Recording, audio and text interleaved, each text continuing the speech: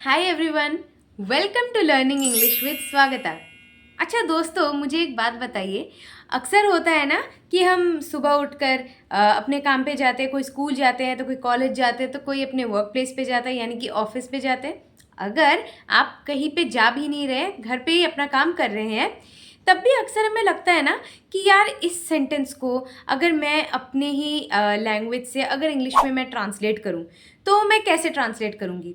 क्योंकि होता क्या है ना, अक्सर जब हम इंग्लिश सीखते हैं ना तो हम बहुत सारे सेंटेंसेस को इंग्लिश में कैसे बोलते हैं सीखते हैं, ट्रांसलेशन भी सीखते हैं। लेकिन अक्सर पता है हम कहाँ थोड़ा बहुत चूक जाते हैं। हम वहाँ चूक जाते हैं जहाँ हमें कोई, मान लो, सेंटेंस जो हम रोज़ इस्तेमाल कर रहे हैं, मतलब हमारे डेली यूज़ के सेंटेंसेस को हम कैसे उन्हें अपने लैंग्वेज से इंग्लिश में कन्वर्ट करेंगे या ट्रांसलेट करेंगे, वो अक्सर हमसे नहीं हो पाता। क्यों? ईजी है लेकिन हम अक्सर ना उन पर गौर नहीं फरमाते।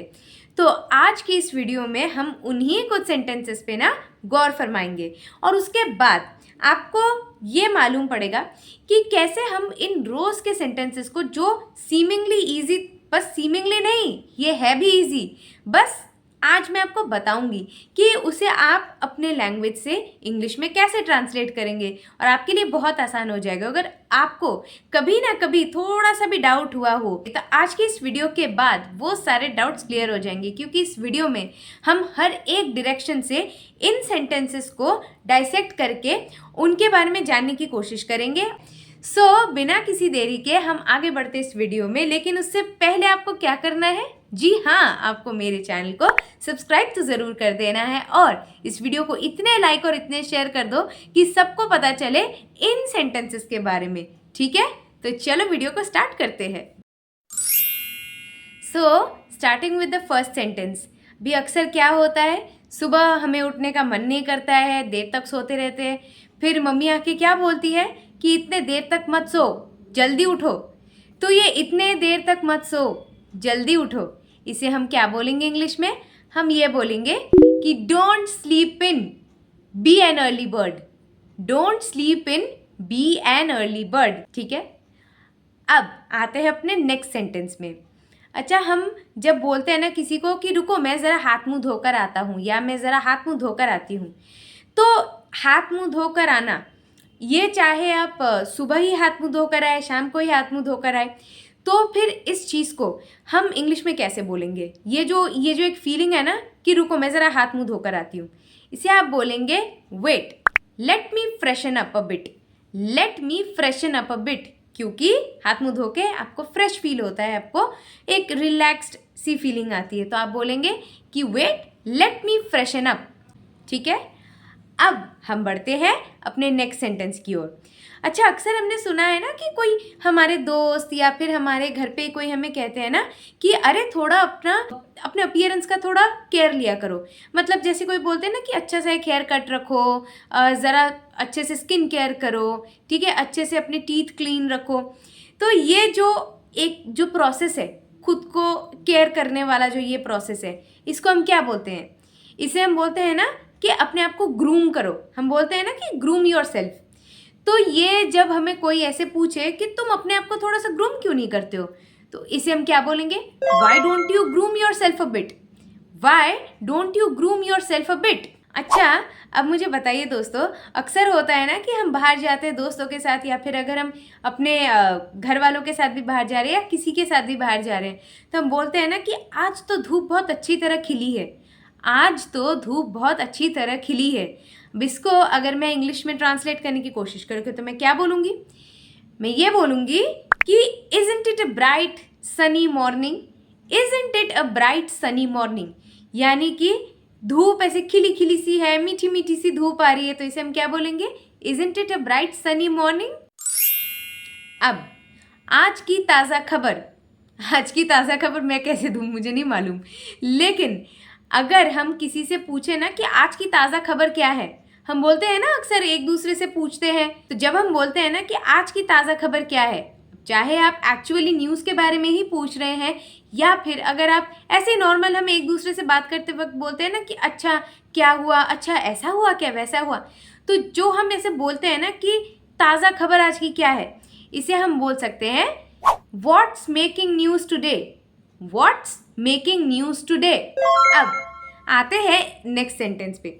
और ये जो सेंटेंस है ना, ये अपने पिछले सेंटेंस से काफ़ी ज़्यादा सिमिलर है बट थोड़ा सा डिफरेंट है। कैसे? मान लो मेरे कुछ 2-3 दोस्त ऐसे आपस में कुछ बात कर रहे हैं और मुझे नहीं मालूम कि वो क्या बात कर रहे हैं, तो मैं अचानक से उनके पास जाती हूँ। तो मैं उनसे जाकर क्या बोलूँगी कि what's cooking, what's cooking. But what's cooking का मतलब ये नहीं है कि तुम क्या खाना पका रहे हो, नो। व्हाट्स कुकिंग का मतलब है कि ये जो तुम बातें कर रहे हो या फिर कोई भी बातें कर रहे हैं, क्या बात हो रही है, मतलब टॉपिक ऑफ डिस्कशन क्या है। Now coming to the next sentence. अच्छा, हम में से कुछ लोग होते हैं ना जिनको ब्रेकफास्ट थोड़ा लाइट करना ही प्रेफर करते हैं। वो लोग, उनको ज़्यादा हैवी ब्रेकफास्ट करना अच्छा नहीं लगता। और कुछ लोग ऐसे भी होते हैं जिनको शायद थोड़ा सा हैवी ब्रेकफास्ट करना अच्छा लगता है, अकॉर्डिंग टू देयर नीड्स। तो ऐसे अगर मैं ये बोलूँ कि मुझे ना लाइट ब्रेकफास्ट करना ही अच्छा लगता है, मैं प्रेफर करती हूँ लाइट ब्रेकफास्ट खाना, तो मैं क्या बोलूँगी? सो आई एम गोइंग टू से आई prefer having a light breakfast. I prefer having a light breakfast. मैंने तो अपना चॉइस बोल दिया। अब मेरे दोस्त को मान लो हैवी ब्रेकफास्ट खाना पसंद है, तो वो क्या बोलेंगे? वो ये बोलेंगे कि I prefer having a sumptuous breakfast. I prefer having a sumptuous breakfast, यानी कि हैवी ब्रेकफास्ट करना उन्हें बहुत अच्छा लगता है। अच्छा दोस्तों, आई एम श्योर कि हम में से कुछ लोग हैं जो अपने वर्क प्लेस पे या फिर मान लो अगर हम कहीं पे घूमने भी जा रहे हैं, हम ट्रेन से जाते हैं, ठीक है। अब चाहे वो रेलवेज़ वाला ही ट्रेन हो या फिर वो मेट्रो ही क्यों ना हो, हम यूज़ करते हैं रेलवेज़ या फिर मेट्रो ट्रेन, है ना। तो अब मुझे ये बताइए कि अगर मैं किसी ट्रेन के डिब्बे में, किसी ट्रेन के कोच में मैं चढ़ी, तो फिर वहाँ मुझे मान लो आइडिया नहीं हो रहा है कि क्या ट्रेन टाइम पे चल रही है, मतलब ट्रेन डिलेड तो नहीं है।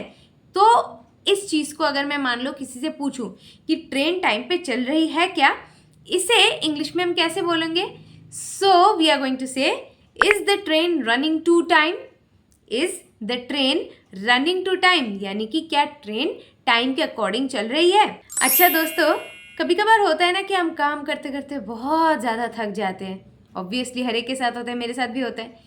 तो तब क्या होता है ना कि काम करते करते जब हम थक जाते हैं तो हमें लगता है कि यार थोड़ी देर ना रेस्ट कर लेते हैं।